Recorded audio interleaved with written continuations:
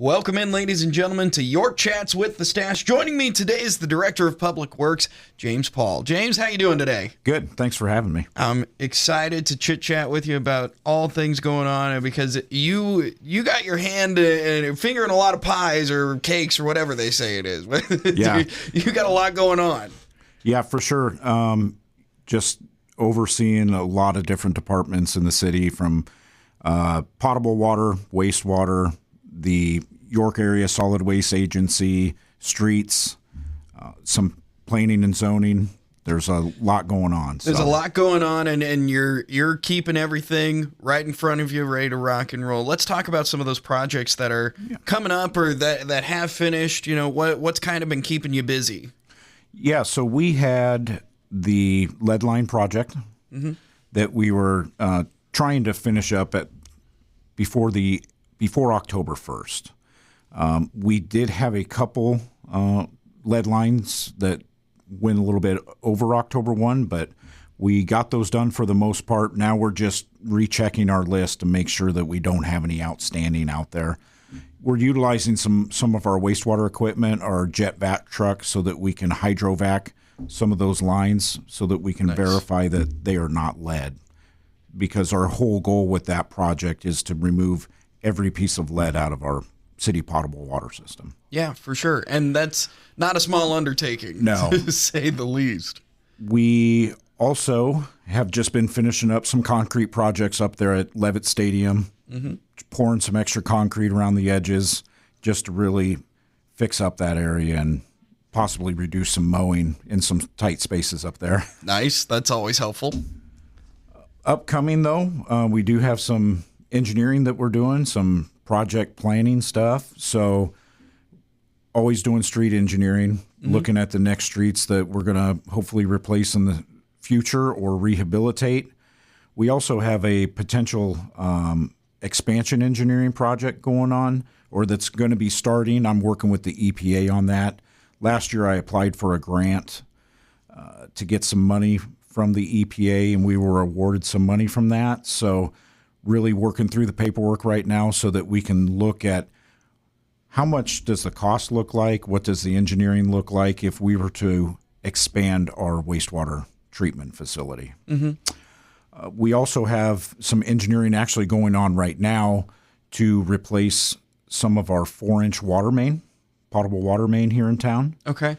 It's slightly under 5,000 feet right now that we're going to be engineering, but we have 9 miles approximately of 4-inch water main in the town. Whoa. And so what are you hoping to do with that? Just replace it, or what's the goal there? Yeah, so our goal with that is to actually replace that with some larger main. It really goes along the line of fire protection.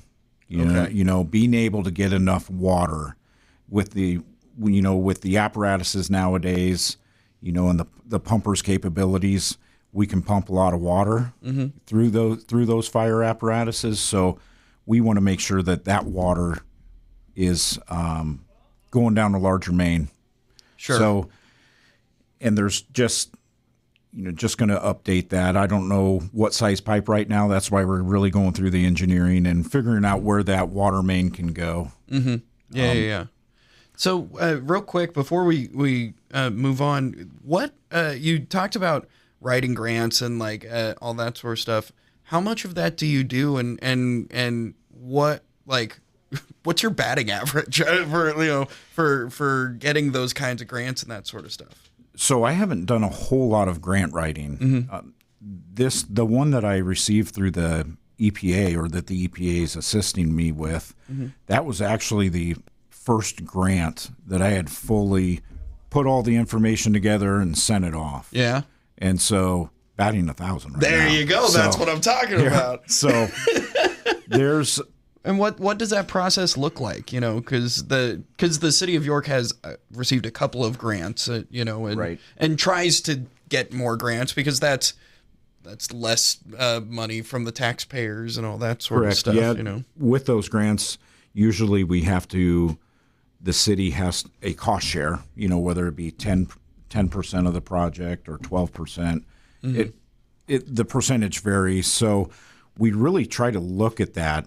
What grants are available to us, and really with the wastewater engineering grant, when people are looking at York, or whoever's looking to relocate to York in terms of businesses, there's a RFQ process, or request for. It's not necessarily an RFQ, but they send us a list of questions. Okay. What are your capacities? Where do you have availability for loadings if we were to send this waste to your treatment facility? What are your capacities in terms of water? What can you provide potable water-wise to us? Mm-hmm. And they look at just the utilities that we operate as the city. They also, look at NPPD for the power that they provide, or the natural gas companies. Mm-hmm. They look at all that stuff whenever they're interested. So we had received some of those questions, and we realized that we don't have the capacity to support some of those. So then I started looking at how can we get that capacity.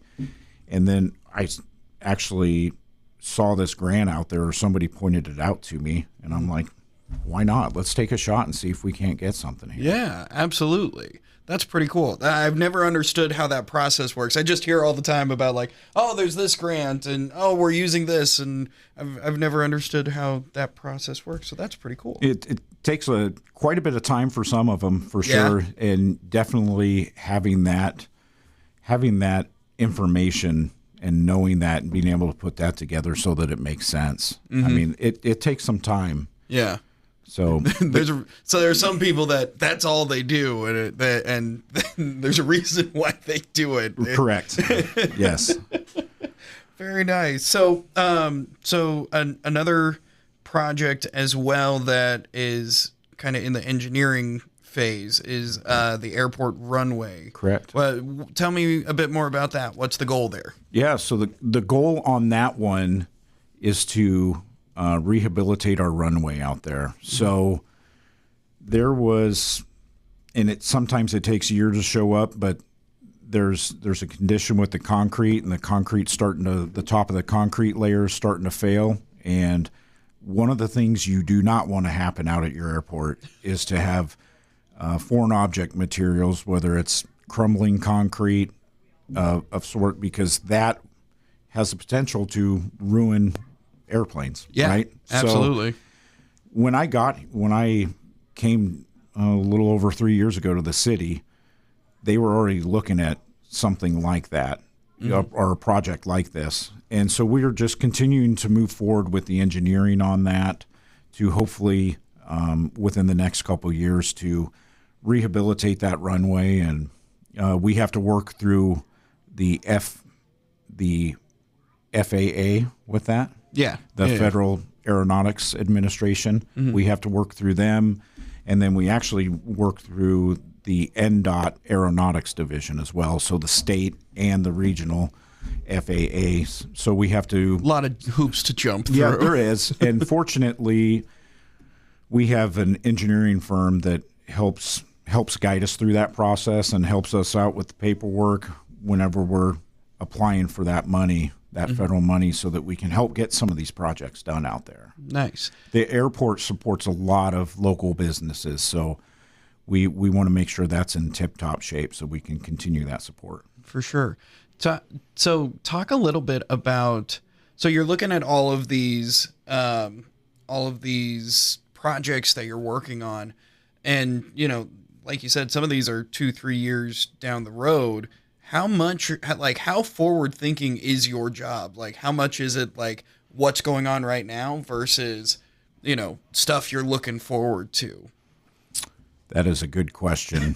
It bounces around a lot every day, of course, but we always have to be looking in the future. For instance, with the street department, we have what we call a 1 and 6 year plan. Okay. So we're looking out approximately 6 years when it comes to how are the streets looking, where do we need to put our money at with some of those projects there.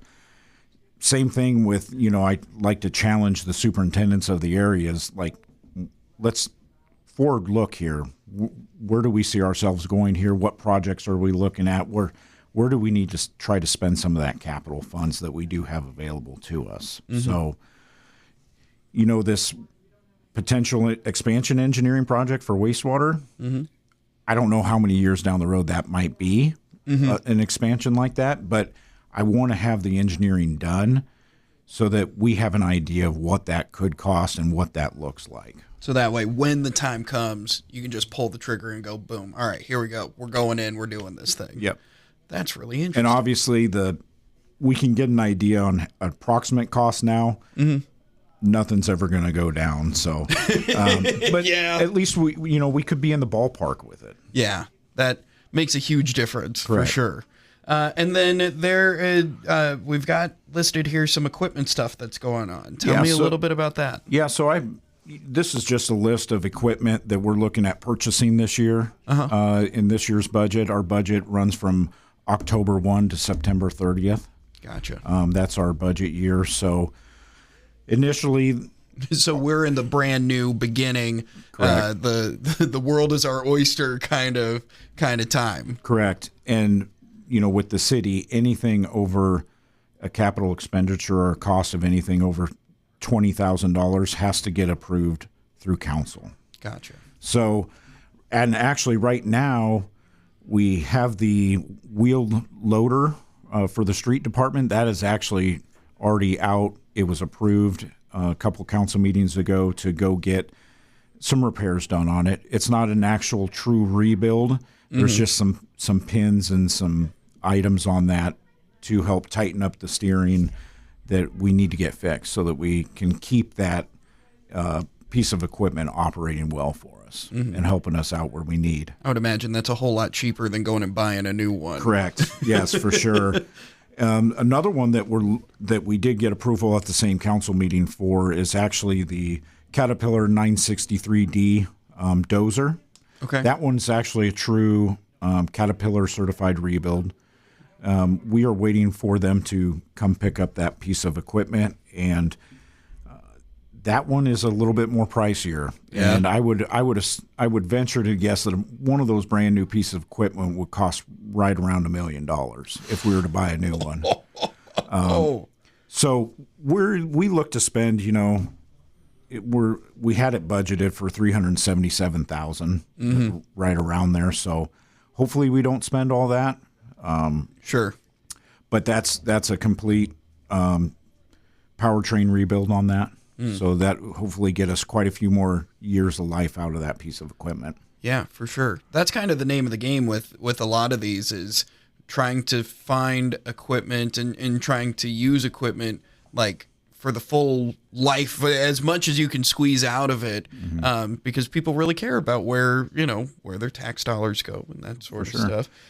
So what are some of the other things that you're looking at equipment-wise? Yeah, the 2 storm shelters. So we're looking to get 2 storm shelters, one of them for the airport and one of them for the solid waste agency or landfill. Right now, the storm shelter for the landfill would actually be near the shop area, clear over by the blue transfer station. So It's a little ways to get there. Sure. I would like to get something that's a lot closer to the scale house, where a majority of our people are. And then Makes sense. Our operators that are in the landfill cell, they can easily make it to that other shelter area. So, and right now out at the airport, there's really not a whole lot out there for a storm shelter. Yeah. And honestly, the last big storm that we had in, I believe it was 22, with all that hail. Yes. That really got me thinking about, let's create that safe space for our employees and patrons that are out there as well. Yeah, for sure. Absolutely. I mean, that makes a whole lot of sense to me. And so are all of these things that are going to be council voted items, or are some of these things you're able to pull the trigger on? Yeah. So the 2 storm shelters, we're able to get those. Those are going to be under $20,000. Nice. I estimated those were going to be about $6,000 a piece. Nice. And there's also a courtesy car for the airport. because when somebody flies in, a group of people fly into the airport, are they going to rent a vehicle? Is there going to be a vehicle available so they can go out and about the community? So we're looking at that one's at approximately $10,000. So I'll have to have the city administrator approve that one. So now the vacuum and valve exerciser combo trailer that we're looking to purchase for the water department. Right now we have a valve exerciser. We're looking to get a trade-in on that current piece of equipment to put towards this valve exerciser and vacuum trailer. The reason why we're doing that is we have a big jet and vacuum truck out at our wastewater facility that we have utilized to help daylight some utilities so that we know what we'd be digging around. This other one we're looking for the water department is actually more compact, and we can get it in a lot more places than that large truck. Nice. So looking to be able to utilize that piece of equipment quite a bit for the water department there. For sure. I wasn't when you dropped this off and what we were going to talk about today, I was looking at it, I'm like, I have no idea where we're going to go with all this, but it's really interesting how much like the constant trying to upgrade while still staying under budget and like just kind of playing through all that. And then the engineering projects, I had no idea what all went into all of that. So it's really interesting, James. Thanks for jumping in and talking about all the stuff that you've got going on. Is there anything else you want to hit on before we duck on out of here?